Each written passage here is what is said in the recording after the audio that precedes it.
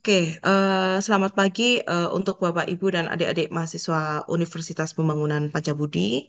Jadi pertama-tama saya mengucapkan terima kasih banyak telah mengundang saya untuk mengisi kuliah umum pada pagi hari ini ya. Terus selanjutnya. Oke, katanya kan tak kenal maka tak sayang. Jadi izinkan saya memperkenalkan diri terlebih dahulu secara singkat. Nama saya Inaksalsia Eva Sukmanrianti atau bisa dipanggil Inex karena namanya memang cukup panjang juga. Dan saya berkuliah di Universitas Kristen Maranatha di Bandung, jurusan Teknik Informatika. Pengalaman saya kalau di dalam industri teknologi informasi yang pertama itu sebagai IT Project Administrator di CV After Solution dari 2019 sampai 2021. Lalu di awal 2022 sampai sekarang saya bekerja sebagai Project Manager di Miracle Gates Entertainment, salah satu game developer studio di Indonesia dan memiliki head office di Bali. Untuk hari ini sesuai yang tadi udah disampaikan sebelumnya oleh moderator, akan ada sesi tanya jawab juga. Saya akan jawab semampu saya dan apabila saya tidak bisa menjawab pada sesi kuliah pada pagi hari ini, mungkin akan saya jadikan PR dan bapak-bapak, bapak ibu dan adik-adik mahasiswa yang hadir di sesi hari ini juga dapat menghubungi saya melalui email atau media sosial saya mungkin untuk bersilaturahmi atau mungkin ada yang ditanyakan itu silahkan. Saya sangat open untuk silaturahmi seperti itu sih. Oke, next. Oke, mungkin langsung aja kita masuk ya ke materinya. Jadi, apa sih itu industri game? Jadi, untuk industri game, secara sederhana itu adalah keseluruhan ekosistem yang terlibat dalam pengembangan, distribusi, ataupun konsumsi game. Nah, perkembangan teknologi telah menjadikan industri game sebagai salah satu bentuk hiburan yang paling diminati di seluruh dunia. Dengan pesatnya perkembangan teknologi, industri game telah tumbuh menjadi salah satu industri hiburan yang utama. Oke, sekarang saya akan memaparkan bagaimana cara mendapatkan profit atau disebut cuan ya tadi sesuai judulnya dari game. Namun pertama saya akan memaparkan dari sisi developer terlebih dahulu. Pertama dari model bisnis. Model bisnis ini dari sisi developer yang pertama ada penjualan game. Di mana developer itu bisa mendapatkan hasil atau profit dari penjualan game. Jadi game yang akan player mainkan itu harus dibeli terlebih dahulu. Mungkin kalau zaman dahulu itu seperti kita harus beli kaset atau CD untuk kalau kita mau main PS ya.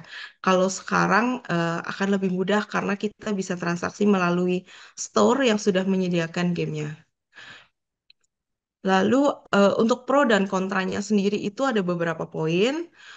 Yang pertama untuk pro-nya, developer itu akan mendapatkan pendapatan segera setelah penjualan game dan biasanya itu developer akan memberikan pembaruan gratis apabila player sudah membeli gamenya. Akan tetapi developer juga akan mendapatkan sekali saja setiap penjualan game. Dan sedangkan di sisi lain biaya pengembangan game itu juga tinggi, lumayan tinggi. Jadi developer itu perlu memastikan apakah pendapatan itu dapat menutup biaya pengembangan atau tidak. Next. Lalu ada in-game purchase. In-game purchase ini sudah sangat umum digunakan atau diimplementasikan oleh para developer. Jadi di dalam game, developer akan menerapkan transaksi yang dapat dilakukan oleh player, entah dengan menjual item atau karakter, atau mungkin kosmetiknya, atau bahkan bisa dibanding juga. Hal ini bisa bervariasi tergantung dari si developernya. Untuk pro dan kontranya sendiri itu yang pertama developer itu akan mendapatkan pendapatan yang berkelanjutan dan cenderung menghabiskan lebih banyak uang di dalam gamenya untuk jangka waktu yang lebih lama. Dan jadi model freemium akan diterapkan oleh developer yaitu player nggak akan dikenakan biaya di awal menggunakan gamenya atau memainkan gamenya dan player juga dapat memilih menghabiskan uang berdasarkan preferensi masing-masing. Dan dengan begitu, developer itu juga dapat terus menyediakan update atau pembaruan berdasarkan pendapatan tambahan yang didapatkan oleh developer. Sedangkan kontra dari model bisnis in-game purchase ini, itu yang pertama adanya kemungkinan pembatasan akses apabila player tidak melakukan pembelian. Dan juga beberapa player mungkin berpotensi mengeluarkan uang secara berlebihan. Next.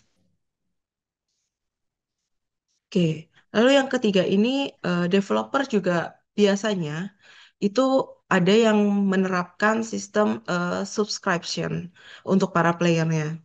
Hal ini akan menjamin keberlangsungan game apabila player melakukan subscription untuk jangka panjang. Untuk pro dan kontranya sendiri, untuk model bisnis subscription akan memberikan aliran pendapatan reguler bagi developer dan biasanya player yang melakukan subscription akan mendapatkan akses penuh eh, atau mungkin nggak penuh tapi lebih dari player yang tidak melakukan subscription. Akan tetapi model bisnis ini akan meningkatkan resiko kehilangan pemain setelah berhenti berlangganan karena kalau pemainnya sudah berhenti subscribe, maka developer nggak akan mendapatkan biaya tambahan lagi jadinya. Next. Selanjutnya ada monetisasi. Untuk monetisasi ini, mostly developer itu akan mendapatkan crowdfunding. Untuk funding ini sendiri bisa dari mana saja. Bahkan ada pemerintah beberapa daerah yang membantu industri kreatif. Salah satunya itu dengan funding ke perusahaan industri kreatif dan perusahaan game itu merupakan salah satu industri kreatif yang biasanya itu sangat didukung oleh pemerintah, baik pemerintah daerah ataupun pemerintah pusat di Indonesia.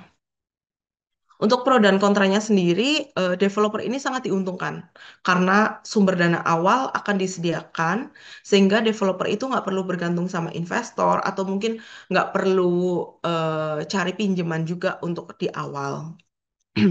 Selain itu juga dapat memungkinkan developer untuk berinteraksi langsung dengan komunitas dan menciptakan dukungan komunitas sejak awal proyek. Jadi biasanya itu kalau dalam game kita perlu mencari komunitas atau kita perlu meningkatkan atau mengembangkan komunitas gamenya agar gamenya itu bisa semakin besar. Namun dengan adanya crowdfunding ini biasanya pemerintah juga memiliki komunitas atau mungkin sudah bekerja sama dengan e-sport di masing-masing daerah juga. Namun kontranya dari crowdfunding ini ada beberapa juga. Jadi yang pertama itu nggak ada jaminan bahwa proyek itu bakal mencapai target dan sudah pasti memiliki resiko kegagalan. Dan juga tanggung jawab pemilik proyek terhadap pihak yang melakukan funding akan menjadi tantangan juga bagi developer. Dan terkadang proyek hanya dapat mendapatkan sejumlah dana yang terbatas dan biasanya tidak mencukupi biaya pengembangan yang tinggi. Next.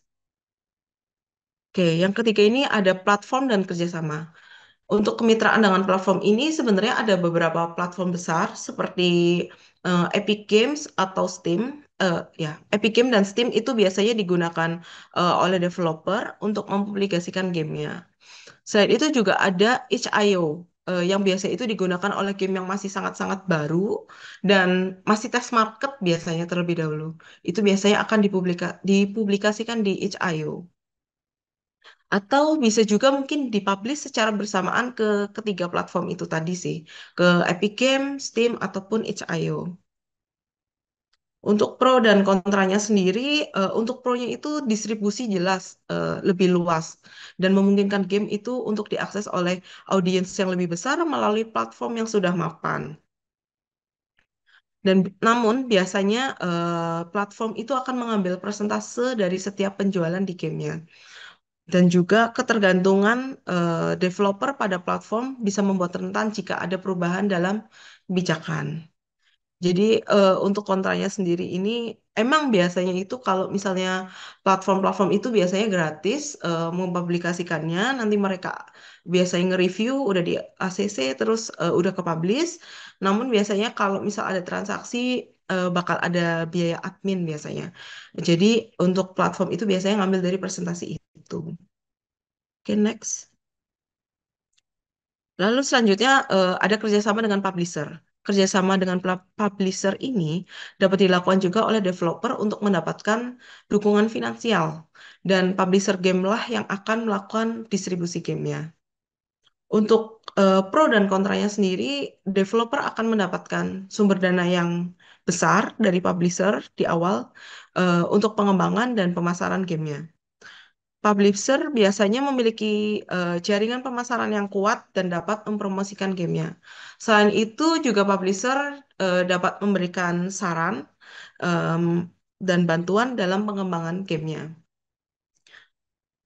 Akan tetapi, developer mungkin harus melepaskan sebagian kontrol kreatifnya. Jadi, seperti terbatas kreativitasnya juga karena dikontrol oleh si publishernya, dan juga memiliki resiko ketergantungan pada publisher yang dapat membuat developer itu rentan kalau hubungan antara developer dan publisher itu berakhir atau mengalami masalah. Next. Nah, untuk keuntungan dan tantangannya dari sisi developer ini, jadi segala sesuatu itu kan pasti ada keuntungan dan tantangannya. Apabila kita mendapatkan profit dari sisi developer, maka keuntungannya jelas. Potensi penghasilan yang lebih besar dari penjualan ataupun mikrotransaksi. Sedangkan tantangannya sendiri yaitu persaingan yang ketat, mengingat industri game ini sangat-sangat pesat ya di akhir-akhir ini. Dan biaya pengembangan yang tinggi dan risiko kegagalan pun juga pasti ada nih jadi tantangan setiap developer. Next. Oke, selanjutnya nih saya akan memaparkan mendapatkan cuan atau profit dari game, namun dari sisi player. Yang pertama ini ada turnamen dan kompetisi.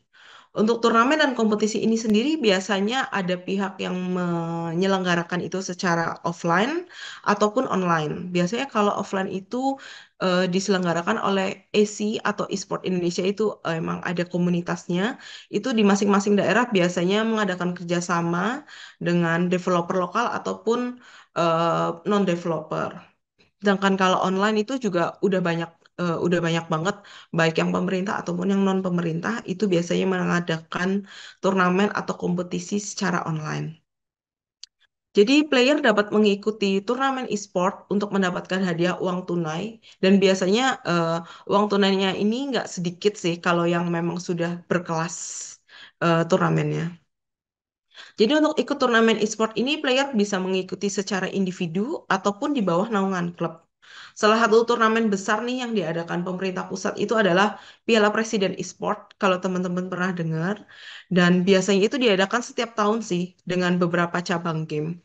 Kalau tahun ini kalau nggak salah itu ada 3 cabang game yang diadakan, 3 atau 4. Kalau tahun lalu kalau nggak salah 4 deh. Dan juga selain itu juga ada banyak banget nih turnamen yang diadakan di Indonesia baik dari pemerintah ataupun non pemerintah. Untuk pro dan kontranya sendiri nih, untuk pronya ini dengan mengikuti turnamen atau kompetisi, player akan mendapatkan pengakuan dari banyak orang. Itu udah jelas sih. Apalagi kalau misal bisa sampai menang, mungkin tingkat nasional atau mungkin bisa dibawa ke tingkat yang lebih tinggi lagi, itu player akan mendapatkan pengakuan dari banyak orang dan juga bisa berpotensi menjadi profesional dan memiliki peluang karir. Apalagi misalnya nih, player mengikuti turnamen secara individual, biasanya ada orang-orang klub yang akan datang untuk melihat dan menilai em, apakah player itu bermain dengan baik atau enggak. Dan biasanya setelah itu pihak klub akan menghubungi secara personal ke player, apakah player itu bersedia direkrut oleh klub atau enggak. Biasanya kalau player itu direkrut oleh klub, dia akan digaji setiap bulan juga. Namun hal ini juga berjalan sejajar ya dengan ketidakpastian karir dalam jangka panjang karena kita tahu sendiri e-sport emang sudah besar di Indonesia, tapi kita masih nggak tahu eh, karir dalam jangka panjangnya itu akan seperti apa.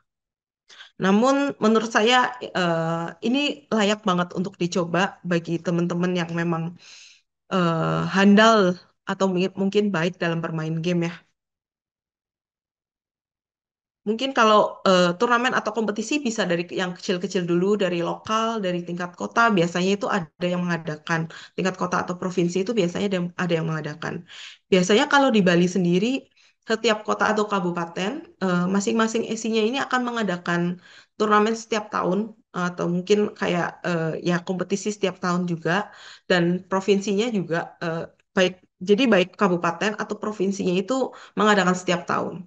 Namun ini bisa juga dicari tahu juga untuk esi-esi lokal lah untuk mungkin di Medan di ya di Sumatera Utara juga pasti ada sih biasanya.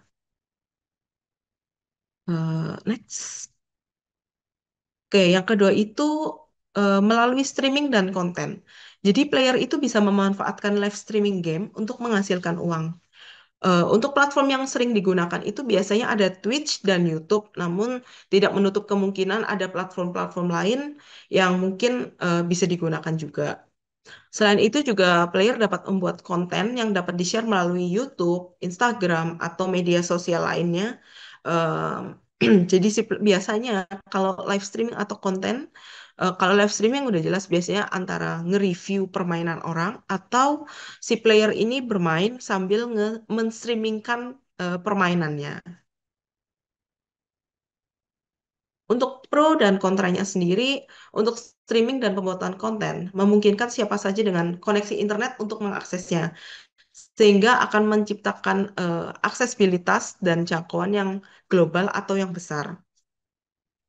Semakin ke sini juga semakin banyak streamer ya dan content creator. Jadi em, ya, jadi udah pasti lebih sulit bagi pemula untuk mencuri perhatian si audiensnya. Selain itu, streaming dan membuat konten itu sangat-sangat membutuhkan konsistensi untuk membangun dan mempertahankan audiensnya juga. Next. Nah, yang ketiga ini ada in-game ekonomis. Apa sih in-game ekonomis itu? Jadi, player dapat melakukan trading atau penjualan item di dalam gamenya. Biasanya ini dilakukan antar player.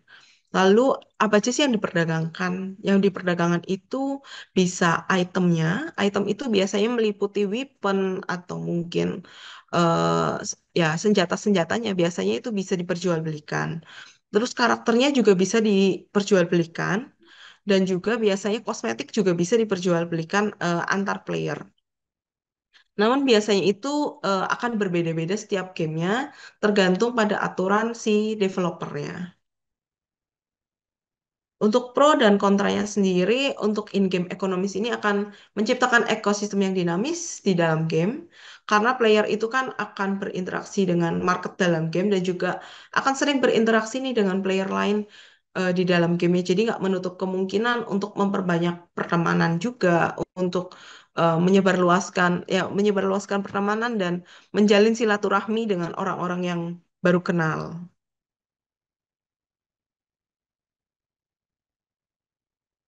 Namun ada juga beberapa kontra ya untuk in-game ekonomis ini. Jadi beberapa kontranya itu mungkin player mungkin akan tergoda untuk menghabiskan uangnya di dalam game. Jadi ini harus hati-hati banget nih si player ini untuk bermain di sini. Dan risiko penipuan juga lumayan tinggi dengan memanfaatkan in-game ekonomis ini. Next. Nah, untuk keuntungan dan tantangannya ini sendiri mendapatkan profit atau cuan dari sisi player. Yang pertama itu untuk keuntungannya potensi penghasilan melalui turnamen, streaming ataupun transaksi jual beli antar pemain. Itu udah jelas bisa mendapatkan keuntungan si player ya. Karena melalui turnamen bisa mendapatkan uang, melalui streaming juga bisa, transaksi pun bisa mendapatkan untung juga dari situ. Namun hal ini juga menimbulkan persaingan juga, persaingan yang sengit antar pemain. Namun walaupun persaingannya itu sengit, tapi kita kan juga harus tetap menjunjung tinggi sportivitas ya dalam e-sport juga. Dan juga pemain atau player memiliki resiko ketidakpastian penghasilan, itu udah jelas, dan juga resiko penipuan. Oke, next. Ya, mungkin eh, itu sedikit yang bisa saya sharingkan pada hari ini. Jadi, kalau menurut saya sendiri, semuanya itu sebenarnya layak dicoba, baik dari sisi player ataupun developer. Apalagi dari rekan-rekan mahasiswa di sini kan juga prodinya kan kalau nggak salah juga berhubungan ya dengan teknologi informasi. Nah, itu juga bisa dari teman-teman misalnya nanti misalnya udah lulus nih mau bikin entah bikin studio sendiri atau bekerja di studio game karena studio game di Indonesia sendiri sebenarnya sudah sangat banyak sih sebenarnya. Namun kebanyakan itu yang indie atau mungkin yang masih kayak lumayan kecil tapi sudah berpotensi juga sih untuk menghasilkan uang.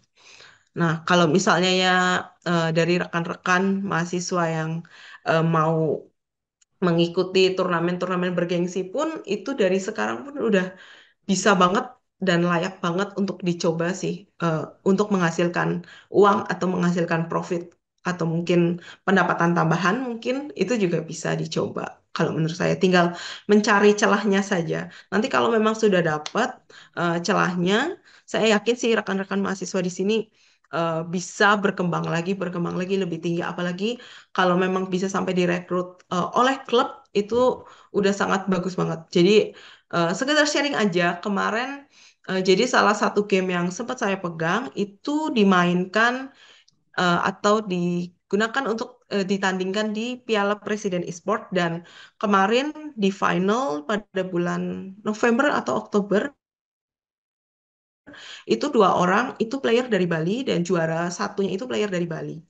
Jadi sebelum masuk Piala Presiden em, si juaranya ini dia nggak mengikuti eh, nggak mengikuti turnamennya itu melalui klub, namun dia itu mengikutinya itu individual dan suatu ketika dia itu mengikuti turnamen turnamen kecil waktu itu, tapi menggunakan game yang developer saya yang studio saya kembangkan itu dia waktu itu ada klub yang kebetulan datang dan melihat permainan dari dia sangat baik ya, cukup baik lah. Terus ditawarin untuk direkrut segala macam dan akhirnya mereka bekerja sama dan sampai sekarang juga sampai udah jadi juara mereka tetap kerja sama sih karena saya juga sempat kontakan juga sama playernya juga gitu. Terus kemarin waktu, jadi kan kalau Piala Presiden itu biasanya finalnya aja yang di Jakarta untuk turnamen penyisian segala macam itu biasanya dilakukan secara online karena mengingat Indonesia juga sangat luas.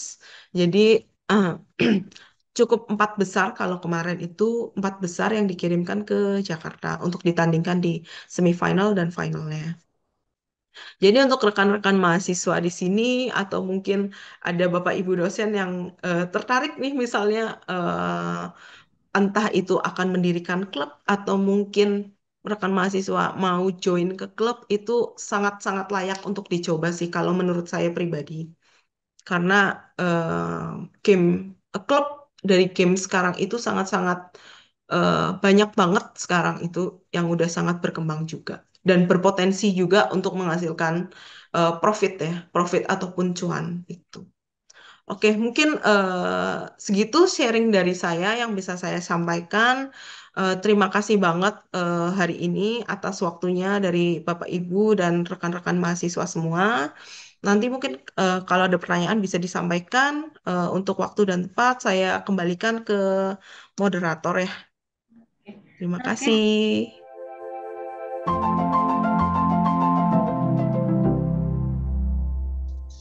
yang pertama yaitu dari Gina Raudatul Janah. Bagaimana trik atau tips untuk mendapatkan cuan melalui game?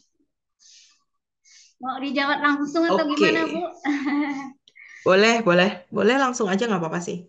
Jadi yang Oke. pertama trik atau tipsnya untuk mendapatkan cuan dari game itu yang pertama jelas cari game yang sekiranya itu teman-teman sukai itu udah pasti. Kenapa? Karena kalau misalnya kita melakukan ingin mendapatkan profit itu kan kita harus senang ya, harus senang melakukannya. Jadi cari dulu game yang mau teman-teman yang emang teman-teman sukai karena kan game itu genrenya banyak banget dari fighting game, RPG segala macam itu sangat-sangat banyak sekali. Jadi cari dulu genre game seperti apa yang disukai sih.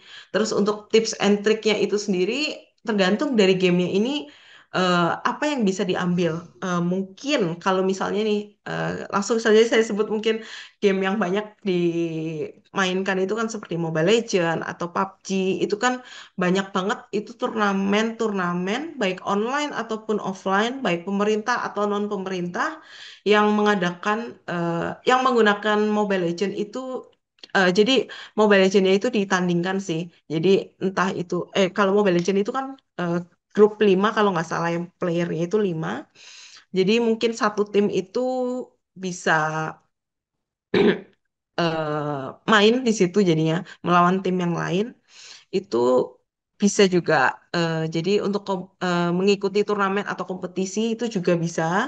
Terus juga seperti yang udah saya sebutkan tadi itu juga bisa juga memperjualbelikan itemnya itu juga bisa digunakan, dimanfaatkan tepatnya ya.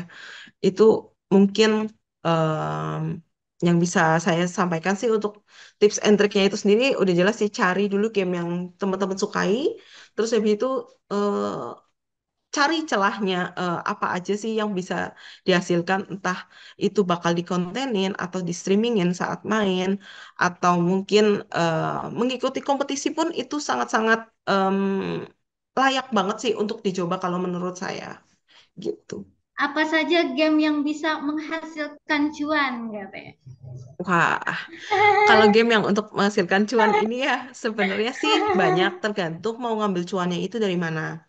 Kalau misalnya mengikuti kompetisi itu kan bisa kayak yang tadi saya sebutkan, ada Mobile Legends atau PUBG, itu bisa banget tuh.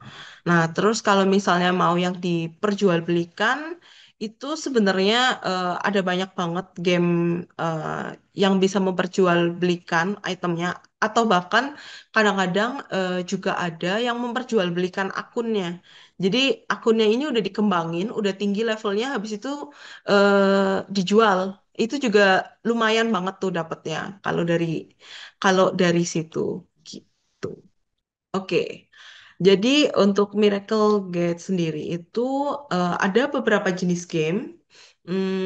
Ada yang emang melalui publisher, ada yang kita self-publish. Dan Hmm. biasanya itu kita menggunakan Epic Games, terus Steam, itch.io kalau untuk awal. Terus kalau misal mobile kita kalau Android kan di store ya, di Play Store aja. Kalau misalnya yang iOS itu di App Store.